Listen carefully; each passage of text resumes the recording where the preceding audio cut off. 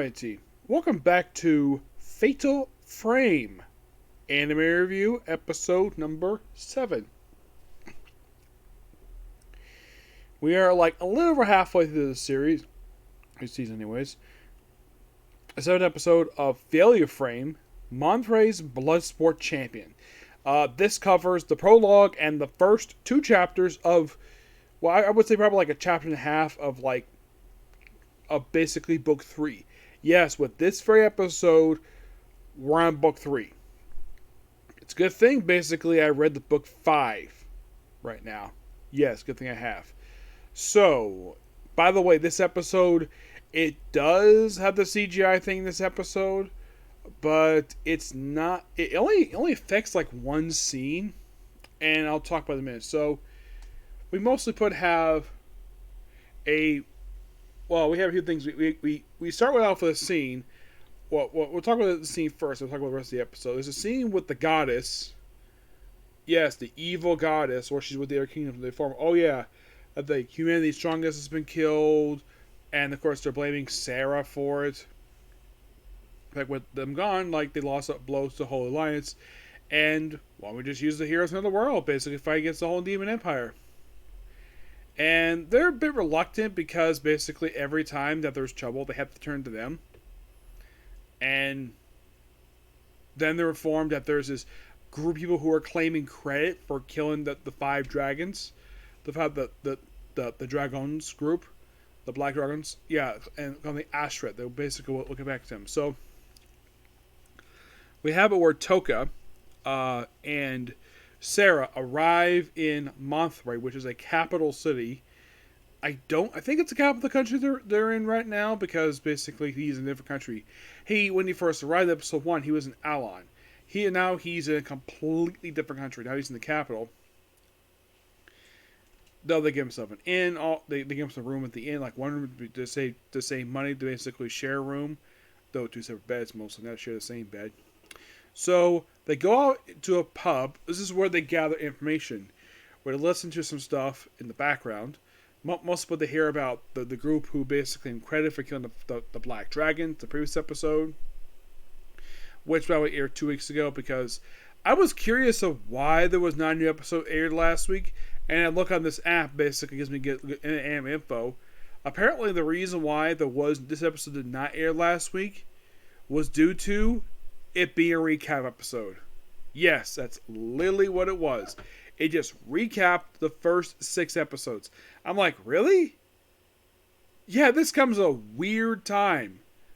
Yeah, I know it's half of the season, but really? I guess this episode maybe wasn't ready yet last week, so they're like, oh crap, the episode's not ready yet. So let's just show out a recap episode for no apparent reason. So then they overhear also this particular Bloodsport champion named Eve Speed, who they describe as a leopard man. It's a female, where she apparently has met the Witch of Taboos. This is definitely the plot that we have from book 3. So Toka hears this and just sits with the guys, and they chat about Eve Speed, and then Eve Speed herself just walks right in. Yeah, I can tell by looking at her she's a female. So they chat for a bit about Witch Taboos. I want to meet this. I mean, she easily points out it's not because she's a Bloodsport champion. He's after something else. And you're probably thinking, like, is she thinking that he's interested to sleep with her? No, not that at all. It's for information about the Witch Taboos. She says she has been to the land of golden and monsters, but she claims that she did not see the Witch Taboos. Sarah, overhearing this, points out she's lying, and it turns out that she is the whole thing. She apparently earned enough money to basically buy her freedom, but she wants to buy someone else's freedom to a elf child. They also describe the Witch Taboos as a dark elf. And we see that the girl, I don't know her name, looks like she's working as like a waitress at some pub. A child working as someone who wipes on tables. Okay, so they described that, okay, this is gonna be her last match, E's last match, And apparently, according to information that Sarah gained, the Duke who runs the Coliseum, which, by the way, the whole thing is that the Coliseum, the gladiators are mercenaries and slaves. Which Soka points out, though, that that's similar to the Roman gladiator arenas, which, yes, that definitely is. I've read about them.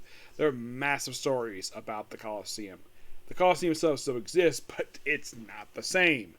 Yeah, parts have come up over the years due to the Dark Ages, from what I've read.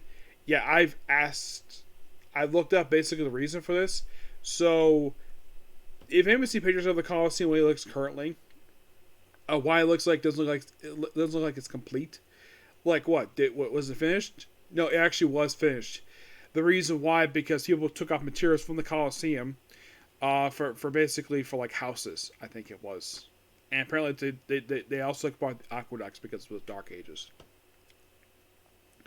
So basically what she found out is the Duke rigs the champion's final match, so the Bloodsport champion dies in their last match. Sadly, at the very next episode. Yes, good episode. We have 5 more to go, and then we're done. I'm guessing this one will wrap up before the end of next month. That's my personal guess. We have one anime wrap up tomorrow, and the anime being, well, the Mr. Team Academy. In the case of the other ones I work on, I'd say in the case of Death and Regards to Slime and My Hero Academia, those two probably won't wrap up until October. And October, oh boy, we're getting a lot of anime in October. So I'm going to be busy in October when it comes to anime. Yep. But yeah, this particular episode of you, please be sure to like, comment, subscribe, turn notifications, and do this like button. There probably will be time later to do my comic corners finally. And that'll probably be it because tomorrow I'm going to Comic-Con. I'm looking forward to it. Okay, next video. Bye.